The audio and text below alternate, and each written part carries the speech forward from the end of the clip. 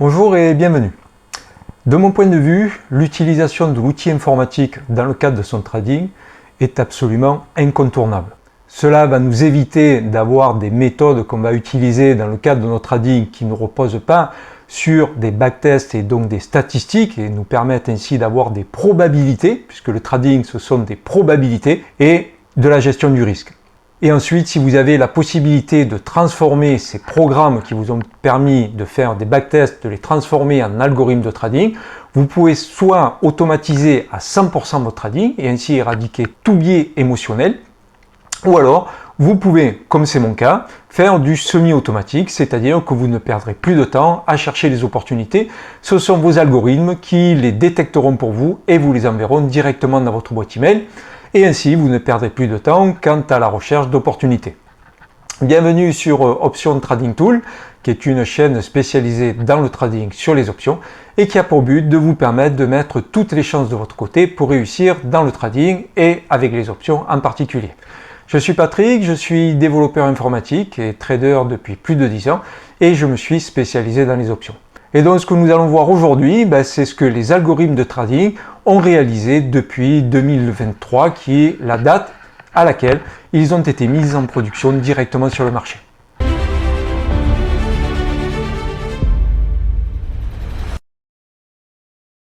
Alors ce que nous avons là sous les yeux, c'est l'equity curve et l'ensemble des résultats depuis la mise en production, à savoir depuis donc octobre 2023 et jusqu'à nos jours évidemment. Donc on voit que le capital nécessaire a été autour de 213 000 $, que le nombre d'opérations qui ont été clôturées est de 9 286 trades. On a un taux de réussite de plus de 66% et on a un retour sur investissement de plus de 193%.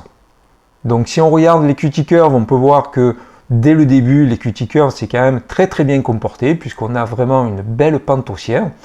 À partir de la période que l'on va voir tout à l'heure sur le Standard & Poor's au niveau du graphique, qui est un petit peu, je dirais, le benchmark, c'est-à-dire un petit peu la boussole à partir de laquelle on peut regarder quelle est l'évolution donc du système de trading et de l'ensemble des stratégies, on peut voir qu'on a passé une période relativement flat, mais on peut voir qu'à partir de cette période, là on est en train de reprendre une pente ascendante régulière, même si on a eu ici un décroché au niveau de l'equity curve. Alors si on essaie de rapprocher tout ça par rapport à ce qui se passe sur le SPX, on peut voir que la première période que nous avons pu regarder tout à l'heure à partir d'octobre 2023 et qui a occasionné la pente régulière sur l'equity curve correspond effectivement à cette pente haussière régulière sur le Standard & Poor's, même si on a eu effectivement deux périodes sur lesquelles on a eu des baisses quand même assez prononcées au niveau de l'indice. Ensuite, on a pu voir une période de stagnation sur l'equity curve qui correspond à cette période ici. Et on voit que malgré la grosse baisse que le marché a connue, les algorithmes se sont quand même relativement bien comportés puisque on n'a pas encaissé une baisse aussi prononcée que ce que le marché a lui de son côté encaissé. Par contre, de l'autre côté, la hausse qui a été ici très importante au niveau du SP n'a pas été totalement répliquée par les algorithmes, même si la hausse reprend, mais on peut voir effectivement que alors que le Standard & Poor's a lui fait des all-time high par rapport aux sommets qui ont été réalisés ici, ça n'est pas le cas sur l'equity curve. On peut voir en effet ici qu'au niveau de l'equity curve, qui est le plus haut qu'on a vu tout à l'heure sur le Standard & Poor's, a du mal à avoir été dépassé ici par l'equity curve. Il a été dépassé, mais pas de manière aussi marquée que ce qu'on a pu le voir tout à l'heure sur l'indice. Alors au niveau des statistiques, on peut voir qu'on a quand même un portefeuille qui est quand même relativement bien équilibré, puisqu'on a 34% donc de put crédit spread et on a 33% de call debit spread. Donc on voit qu'on a 68% de stratégies qui sont haussières globalement, même si les put crédit spread gagnent également lorsque le marché baisse légèrement, voire stagne, alors que les call debit spread ont quant à eux véritablement besoin de hausse sur le marché. Il va de soi que dans un marché baissier, une répartition de ce type-là, put crédit spread, call debit spread à hauteur de 66%, ne serait pas du tout adaptée sur un marché baissier. Parce qu'on a des stratégies qui, soit dans le cas des call debit spread, attendent véritablement de la hausse, les put crédit spread peuvent gagner si le marché baisse légèrement, mais on n'est pas dans une configuration de marché baissier. Donc D'où le fait que la répartition du portefeuille est relativement équilibrée. On pourrait réduire un petit peu peut-être les call debit spread, voire avoir un petit peu plus, on dira, de Strangle et d'Iron Condor. On en a à peu près pour 20%, ce qui est pas mal, hein, puisque ça permet en fait de capter de la prime sur des marchés qui sont plutôt stagnants en range. Et donc du coup, ça vient récupérer un petit peu de θ, ainsi que les put credit spread permettent justement de compenser la perte de θ qu'on a sur les call debit spread. Donc c'est pour ça que c'est pas trop mal. Voilà, ça peut être mieux, mais c'est pas trop mal.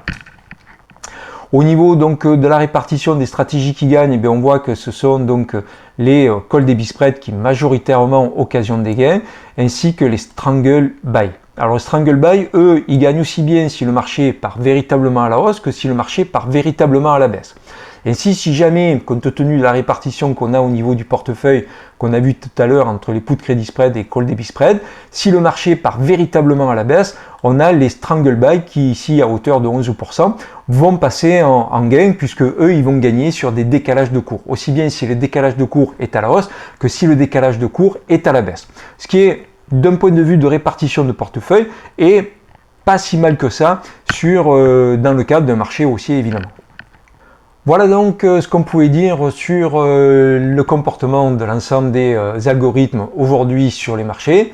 Donc ils se comportent plutôt bien, ils ont su encaisser la grosse baisse du marché, ils ont certes baissé voire stagné, mais ils n'ont pas eu une baisse aussi prononcée que ce que les marchés ont eu de leur côté.